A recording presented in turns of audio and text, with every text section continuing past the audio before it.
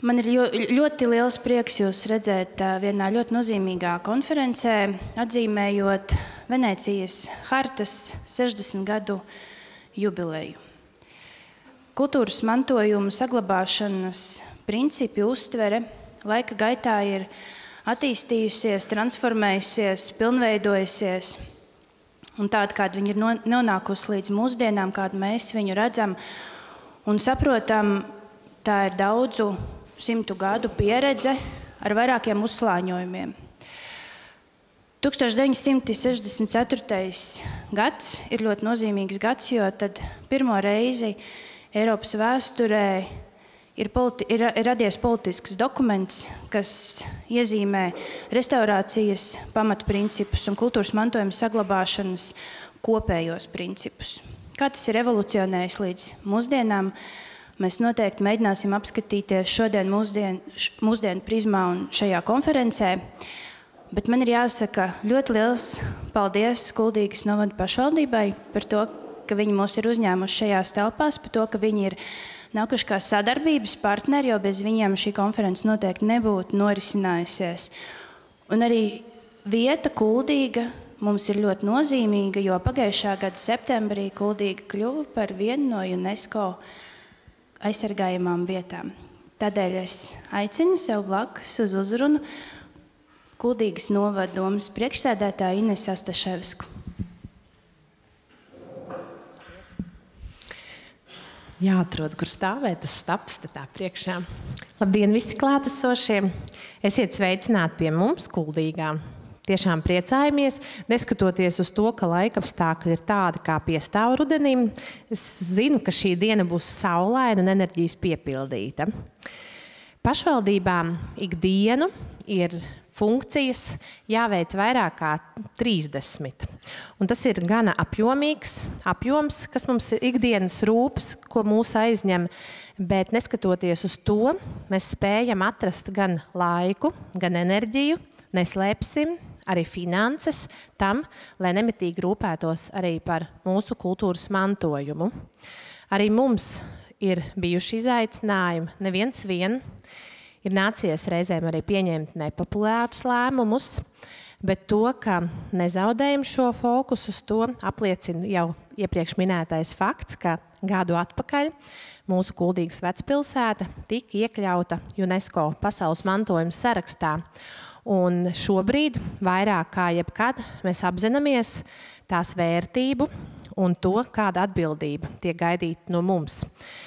Man ir tiešām prieks, ka ikdienu mēs saprotam, ka gan mūsu novada, mūsu pilsētas iedzīvotāji aizvien vairāk izprot šo nozīmīgumu, to izprot gan mūsu viesi, gan mēs paši to izprotam, speciālisti, politiskais arī spēks, to, kāda tā ir atbildība un ka tieši mēs esam atbildīgi par to, kādu mēs atstāsim šo mūsu Kuldīgu, šo mūsu mantojumu, šo mūsu īpašo pērli nākamajām paudzēm.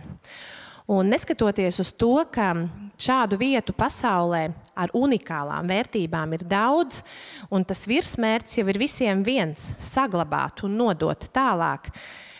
Arī es piekrītu tam, ka katra vieta ir ar saviem izaicinājumiem, ar savu ietekmi, un ir jāskata ļoti, ļoti individuāli, pieejot tai ar tādu ārkārtīgu pietāti un iedziļināšanos.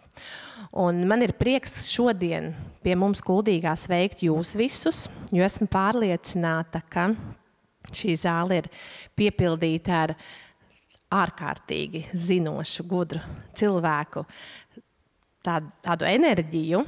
Un šī diena, arī es novēlu, lai šī diena nes mums katram ne tikai zināšanas, teoriju, lai mums katram izdodas atcerēties iespējams kādu aizmirstu lietu, bet pats galvenais, lai katram kaut kas aizķirās, ar ko mēs dodamies mājās, katrs uz savu vietu, no kuras mēs nākam, un varam to pielietot tālāk praksē. Lai jums visiem jauki pie mums Kuldīgā, un paldies par to, ka jūs esat uzticējušies mums un šodien tiekaties tieši šeit. Lai jauki, paldies!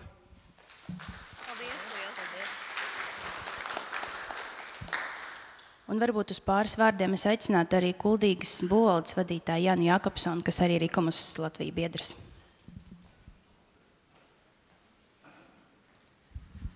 Labdien! Kolēģi un dārgie draugi, mūsu draugi, Kuldīgas draugi un mantojuma draugi.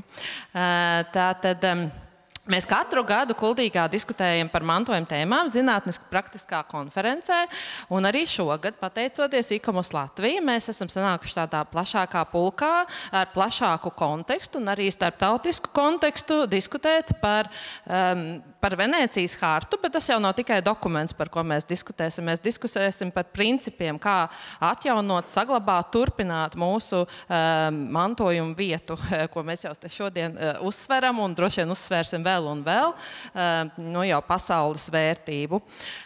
Es gribu teikt, ka šajos dokumentos, ja mēs skatāmies tā vispārīgi, tad tā ir viena lieta. Ja mēs koncentrējamies uz katras vietas konkrētām vērtībām, tad tas jau ir individuālāk. Un arī vēlāk pēcpusdienā es jums, ja būs labi laikapstākļi, pavadāšu.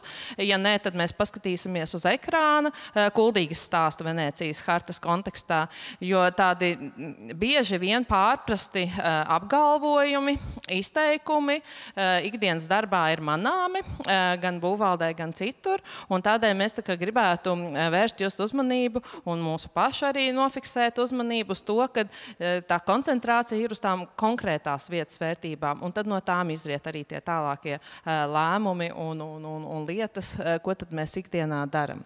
Jā, tālāk es došu tad kolēģei Inārai tātad vārdu, bet priecājamies jūs šeit redzēt un turpināsim diskutēt, vai ne? Jā. Tev arī. Jā, mēs turpināsim. Klausi.